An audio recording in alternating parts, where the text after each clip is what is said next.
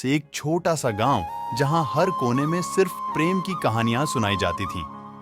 यहाँ का सबसे खूबसूरत लड़का अर्जुन एक बड़े परिवार का हिस्सा था और वहां की सबसे प्यारी लड़की मीना एक साधारण परिवार से थी।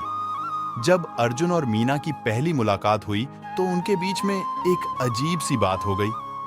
दोनों के दिल में एक दूसरे के लिए जगह बन गई थी, परंतु उनके परिवारों के बीच में सामंजस्य नहीं था। अर्जुन के परिवार ने मना कर दिया क्योंकि मीना का परिवार उनके सामर्थ्य और सामाजिक स्थिति के समान नहीं था। लेकिन अर्जुन ने हिम्मत नहीं हारी। वह अपने प्यार के लिए लड़ने का निर्णय लिया। वे गांव के नियमों का उल्लंघन करते हुए गुप्त रूप से मिलने लगे। उनका प्यार हर कठिनाई को पार करता गया। फिर एक दिन एक बड़ा संघर्ष हुआ। अर्जुन के परिवार ने उन्हें मीना से दूर रहने की धमकी दी, लेकिन अर्जुन ने अपने प्रिय के साथ रहने का फैसला किया। उनकी बदली हुई किस्मत के बावजूद वे एक दूसरे के साथ हमेशा के लिए रहने का वादा किया। उनका प्यार अब और भी मजबूत था।